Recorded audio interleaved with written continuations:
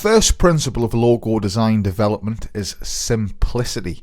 When we achieve simplicity, we give way to the other crucial principles, which are memorability, timelessness, versatility, and appropriateness.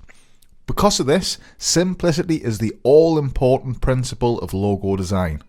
Regardless, if we assume this principle to be a given, it's really something we must pay whole attention to.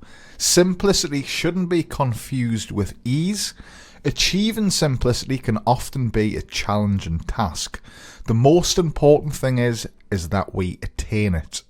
We should always keep the common KISS principle in mind, standing for keep it simple, stupid. A logo design should stand prominently. It should be effective in communicating its essence at a glance. Tying in with the subject of simplicity is the principle of memorability. A memorable logo is a simple logo.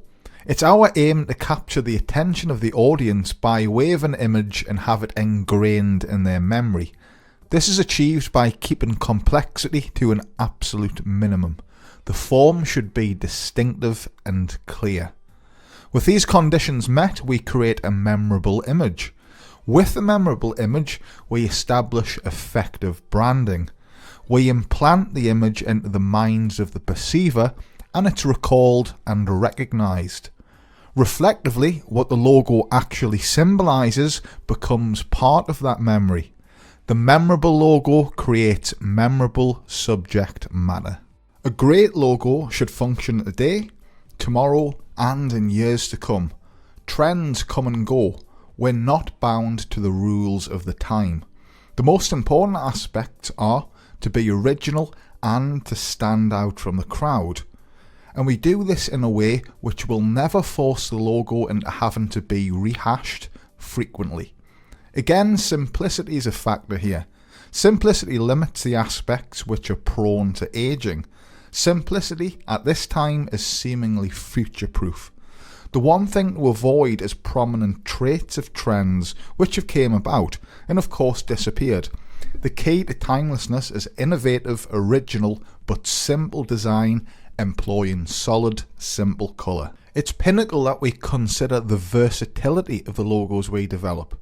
Firstly, we design in vector, which should go without saying. This allows the artwork to be enlarged without loss of clarity, and it also allows us to cut out shapes from various materials for the logo.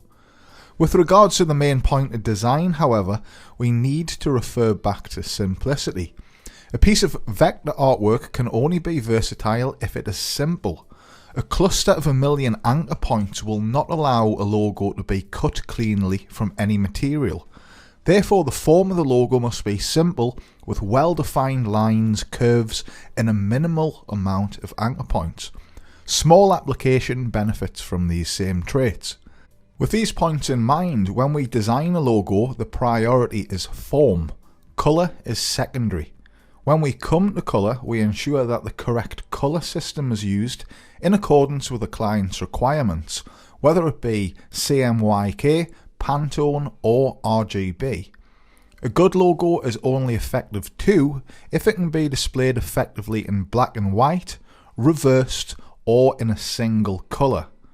With every point covered herein, we can develop a versatile logo which can be applied anywhere. When we design a logo, whilst it's important for it to stand out, it still needs to be appropriate for its purpose. This means that the logo must not look out of place amongst competitors. Instead, the logo should ideally look the best of the bunch without being too odd or too outlandish. A logo can adhere to this rule by featuring abstract images or text only. An important rule of thumb is that the logo needn't feature literal depictions of its nature.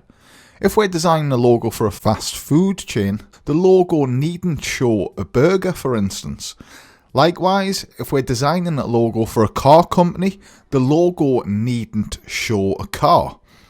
Although sometimes literal depictions do feature in many logos quite effectively, in a lot of cases a literal depiction can tarnish a design and make it less professional due to cliché. In a similar manner, even the company name, which the client often decides upon, also doesn't have to describe what kind of entity the logo represents. A logo should only be an associative symbol of an established business or a business which is to become established. The logo doesn't make a successful business. A successful business gives strength to its logo, which is its identification. Proper use of mood boards are a brilliant way of collecting and reviewing competitor logos to see how you can design your logo to fit in appropriately. There may be a number of design trends which have surfaced and came into effect in logo design in the past and present. It could be said that these trends are essentially hearsay forms of design. One person does it, the next person does it too. Arguably, it is felt as the correct thing to do at the time. This is true of art on the whole, comparable to expressionism, cubism and surrealism, to name but a few examples.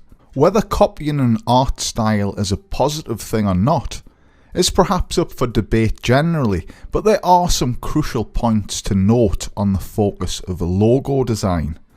Having reviewed the key principles of logo design, you might question as to why some well-established brands and professional designers go against the grain of the proposed rules. You may come across quality logo designs, sometimes for notable businesses that are not simple.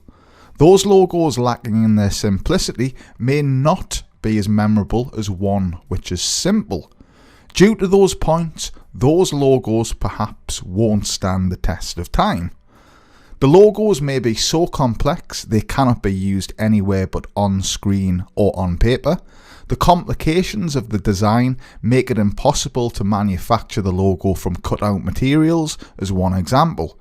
As another example, there may simply be complications in the use of colour, where colour, or colours in the case of gradients, are used as the separating entity, in which all meaning is lost when the logo is subject to a single colour. So ask yourself the question, what would be the outcome if any of these logo examples which you see were to be reduced in size, coloured a single colour, or cut out from sheet steel for a shop front? A proficient logo designer should be able to identify with the answers and be able to judge instantly why such design solutions perhaps would be inappropriate with regards to meeting the criteria. Of course, the view would depend upon how much a person values the rules which are laid out and how relevant they are to a particular project. In most cases, however, those proposed principles of simplicity, memorability, timelessness, versatility and appropriateness are without question applicable to a logo design which is to have potential to be used to its full effect universally. And it's this type of logo which we should, by default, always aim to create.